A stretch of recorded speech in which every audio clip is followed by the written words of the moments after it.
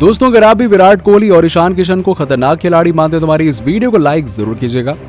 दोस्तों, ईशान किशन और विराट कोहली ने मुकाबले में विरोधी टीम के सामने मचाई तबाही और इज्जत बचाने वाले मुकाबले में जीत भी भारत को दिलाई। जी हां दोस्तों, दोनों बल्लेबाजों ने अपनी तूफानी बल्लेबाजी से विरोधी टीम को तो घुटने टेकने पर मजबूर कर दिया, साथ ही साथ अपनी इज्जत भी बचाई। लेकिन विरोधी टीम की तरफ से अंत तक लड़ी हुई लड़ाई को देखते हुए मुकाबले का रोमांच 7वें आसमान पर पहुंच गया, जिसको देख दर्शकों ने दांतों तले उंगलियां दबा ली। जी हां, आखिर कैसे दोनों खिलाड़ियों के तूफान के बाद बांग्लादेश ने अंत तक लड़ाई लड़ी, ये तो हम आपको बताएंगे। साथ ही साथ इस रोमांचक मुकाबले की रोंगटे खड़े कर देने वाली हाईलाइट का वीडियो भी हम आपको दिखाएंगे। तो वैसे आपको क्या लगता है कि विराट कोहली, ईशान किशन और सूर्य कुमार यादव में से कौन खतरनाक खिलाड़ी है? इस बात का जवाब नीचे में कमेंट सेक्शन में जरूर दीजिएगा।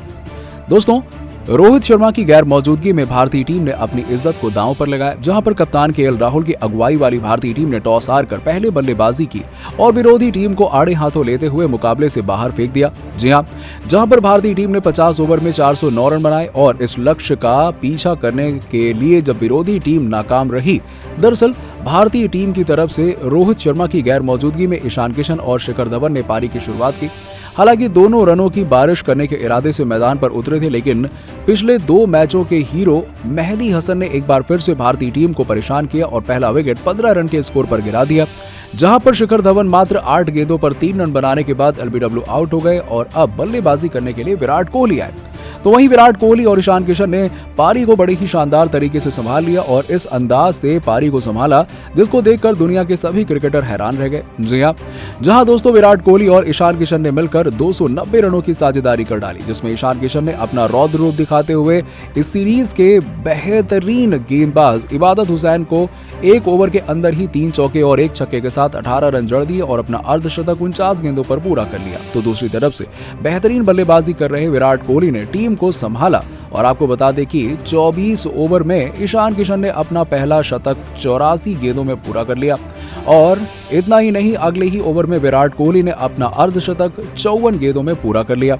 अब इस बीच दोनों बल्लेबाजों को आउट करने के लिए कप्तान ने काफी ज्यादा रणनीति तैयार की, लेकिन सभी रणनीति का तोड़ निकालते हुए तहलका मचा दिया और जिसमें ईशान किशन ने हैरत अंगेज तरीके से बल्लेबाजी करते हुए 35वें ओवर में 1 रन के साथ अपना दोहरा शतक भी पूरा कर लिया। जी हां दोस्तों, ईशान किशन ने अपने 200 रन का आंकड़ा बनाते ही दुनिया के तमाम रिकॉर्ड्स को तोड़ दिया, जहां पर ईशान किशन दुनिया के 9वें बल्लेबाज बने जिन्होंने दोहरा शतक लगाया और इतना ही नहीं, दुनिया के सबसे तेज दोहरा शतक लगाने वाले बल्लेबाज भी बन गए।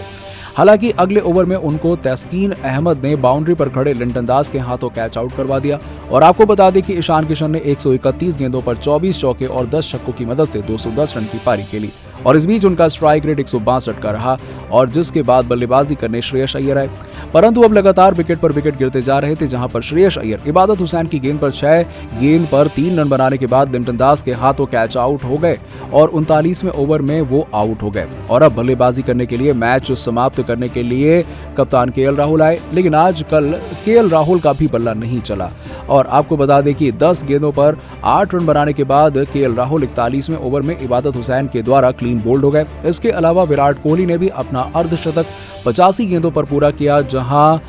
विराट कोहली इंटरनेशनल क्रिकेट में शतक लगाने वाले बल्लेबाजों की सूची में दूसरे पायदान पर सचिन के बाद पॉन्टिंग को पीछे छोड़ते हुए पहुंच गए हैं और ये उनका वनडे में 44वां और ओवरऑल 72वां शतक था। लेकिन शतक लगाने के बाद विराट कोहली ने शाकिब अल हसन की गेंद पर 91 गेंद पर 11 चौके और 2 छक्कों की मदद से 113 रन बनाने के बाद मेहदी हसन के हाथों कैच आउट हो गए। हालांकि अभी भी अक्षर पटेल और वॉशिंगटन सुंदर टीम को संभाल कर बल्लेबाजी कर रहे थे, लेकिन अक्षर पटेल भी 48वें ओवर में 17 गेंदों पर 20 रन बनाने के बाद तस्कीन अहमद की गेंद पर क्लीन बोल्ड हो गए।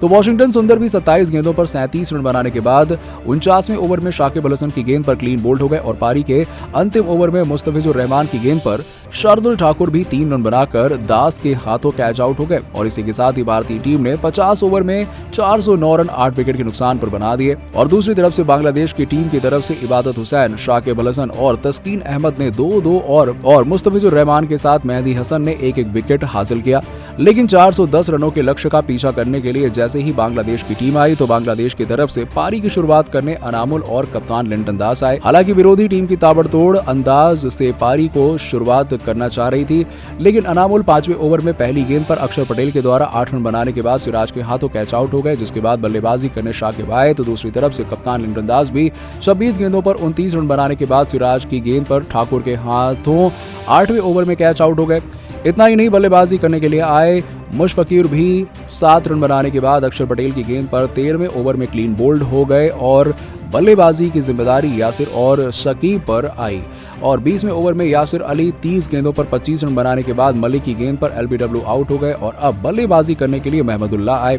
लेकिन 23वें ओवर में सबसे महत्वपूर्ण विकेट शाकिब अल हसन का कुलदीप यादव ने ले लिया, जहां पर शाकिब अल हसन 43 रन बनाने के बाद एलबीडब्ल्यू आउट हो गए और 27वें ओवर में वाशिंगटन सुंदर ने अहमदुल्लाह को 26 गेंदों पर 20 रन बनाने के बाद एलबीडब्ल्यू आउट कर दिया, जिसके बाद बल्लेबाजी करने के लिए पिछले 2 मैचों के हीरो मेहदी हसन आए तो वहीं पर 28वें ओवर में शार्दुल ठाकुर ने मलिक के ओवर में अफीफ हुसैन को 8 रन के स्कोर पर कैच आउट कर दिया और इसके बाद अगले ओवर में मेहदी हसन 3 रन के स्कोर पर शार्दुल ठाकुर के गेंद पर मोहम्मद सिराज के हाथों कैच आउट हो गए और इसी के साथ ही 29वें ओवर में 148 रन 8 विकेट के नुकसान पर बांग्लादेश ने बना लिए, जहां पर भारतीय टीम को सिर्फ जीत के लिए 2 विकेटों की आवश्यकता थी और ये 2 विकेट जल्द ही भारतीय टीम को मिल जाएंगे और भारतीय टीम मुकाबले को जीत गई। दोस्तों, आपको क्या लगता है कि इस मुकाबले में भारतीय टीम की जीत का हीरो कौन रहा? कमेंट सेक्शन में कमेंट करके बताइए और ऐसी ही खबरों के लिए सब्सक्राइब कीजिए।